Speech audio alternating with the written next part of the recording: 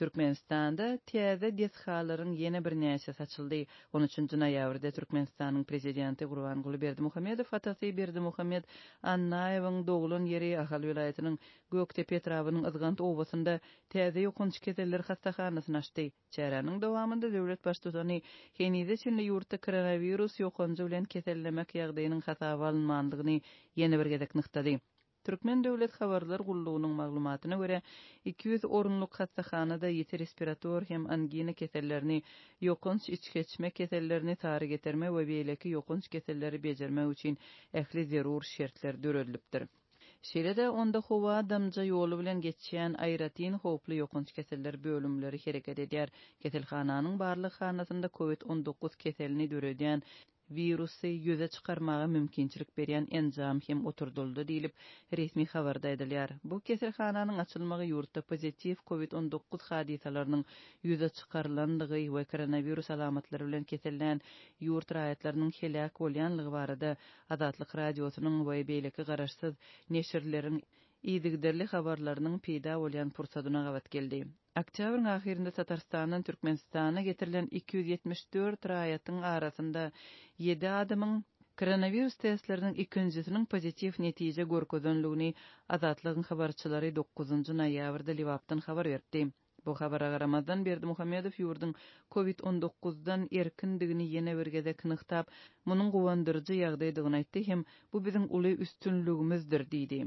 Geçirilen öňüne alyş işleriniň netijesinde Henize çynly ýurdumyzda koronavirus ýokunçy bilen kesellemek ýagdaýy hasaba alınmady diýip Berdimuhammedow bellädi.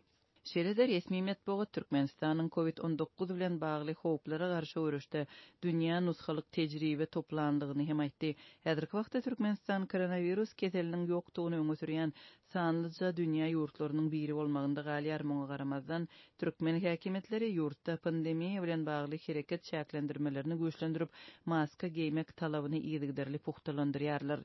Türkmen häkimetleri öz çäklendiriji çärelerini ýeti ýokunç keselleriň ýurda getirilmeginiň hem ýaýramagynyň öňüni almak tagallalary bilen düşündirýärler. Maglumat üçin aýtsak 2009-njy ýylyň 1-nji sentýabrynda Izgant obasynda Berdimuhammed Annaýew adyndaky 27-nji mektep açyldy. 2014-nji ýylda Türkmenistanyň Gorunmak ministrliginiň 1-nji ýöretleşdirilen harby mektebine Berdimuhammed Annaýewiň ady dakyldy.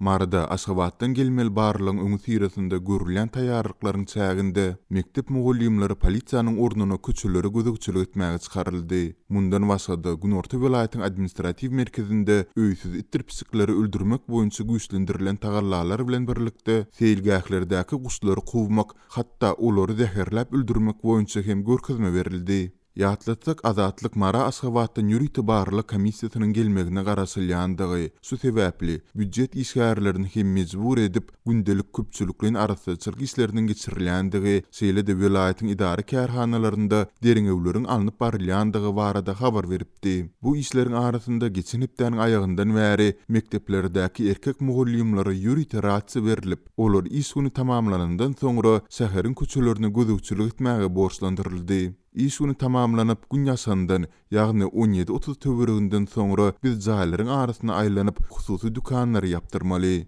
Mundan başga-da köçelerdäki adamlary öýlerine gowmaly. Olara hatda podyezdin girelisinde hem oturmaga ruhsat bermeli däl diýip howpsuzlyk sebäpli atlandyrylmasyny soran mugallimleriň biri Azatlygyň habarçysyna gurrun berdi. Ýagdaýlary öwrenen habarçy munyň üçin mugallimlere goşmasy tölek edilmeýändigini aýdyp, bu çäreleri polisiýa işgärleriniň ýetmezçiligi bilen baglanşdyrdy. Galy berse-de habarçynyň özüniň şeýle-de onuň söhbetdeş bolan ýaşaýjylarynyň belleşi ýaly şäherde bugün öçelini sol tanda adatça güýçli howpsuzlyk çäreleri görülýän prezidentiň saparynyň öňü tirasynda da häzirki girimdäki ýaly taýýarlyk we hüşgärlik işleri geçirilmändir. Aşgabatdan kim gelýän bolsa-da ol gaty huwatyr edýän bolmaly. Prezidentiň saparynyň dowamında da şäheriň belli köçeleri petiklenýärdi, ot ýakmaga ruhsat berilmeýärdi. Ýöne häzirki ýaly howpsuzlyk taýýarlyklaryna ilkinji edek saýat bolýar diýip ikindi nara nowatçylyk çekmäge mejbur edilen marly mugallim nyktady.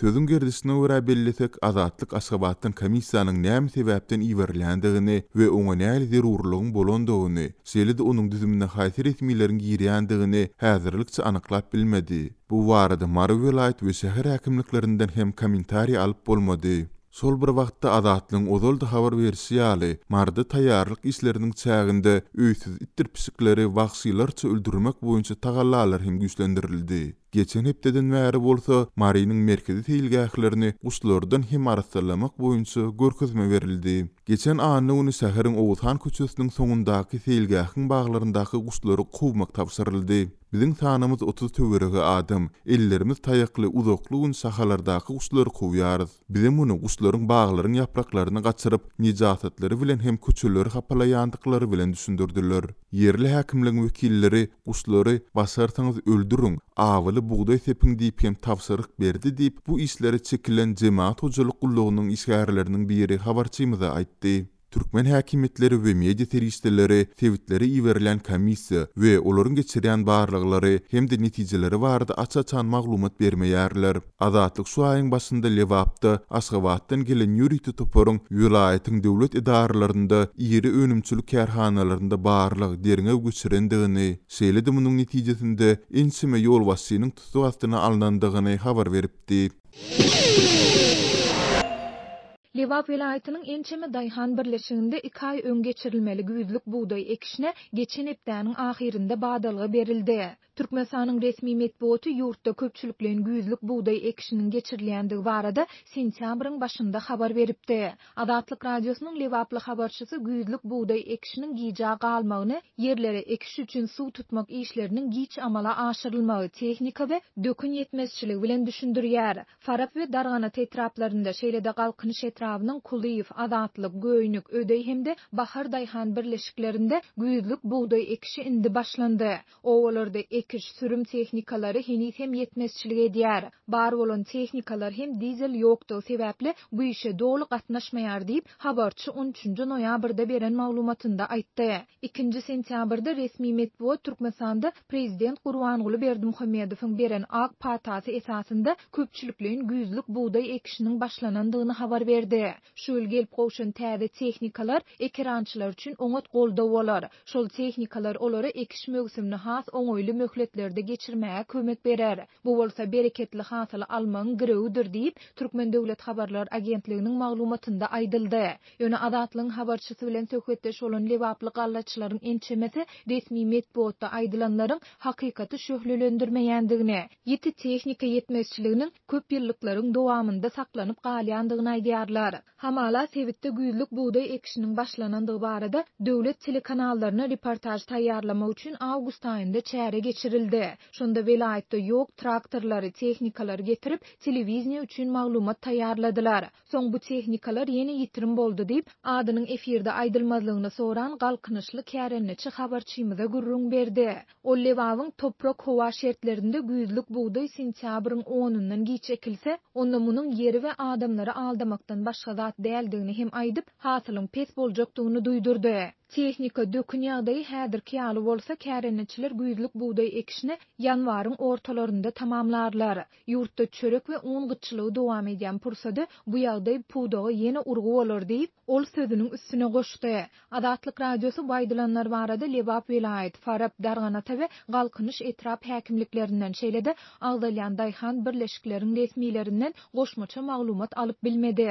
Ýatlasak sentýabryň ahirinde Azatlyk radiosynyň Lewaply habarçysy vilayatyň Dargana tetrawynyň başdaky owa we Kırançy owa Daýhan birleşiklerindäki 1 hektardan ibaret kärenne yerlerinde güýzlük buğday ekişine badalga berilmeýändigini habar beripdi. Soňky ýyllarda Türkmenistanda güýzlük buğday ekişiniň giç amala aşyrylýandygy barada Azatlyk radiosy ençeme gerek habar berse-de, ýurt resmiýetleri we mediasy bu barada hiç zat agdamaýar. Türkmen hökümeti importa azaldyp eksportyň ornuny tutýan önümleri şolsanda galla önümleriniň öndürilişini artdyrmagy, ady howpsuzlygyny üçin etmegi maksat edilýändigini tekrarlaýar. Emma muňa garamazdan soňky 2 ýyldan gowrak wagt bäri ýurt raýatlary un, çörek, kepek gyçylygy bilen ýüzüýiz bolýarlar. Bu ýyl Türkmenistan 690 000 hektar ýere buğday ekip 2021-nji ýylda 1 400 000 tonna buğday hasylyny almagy planlaşdyrýar.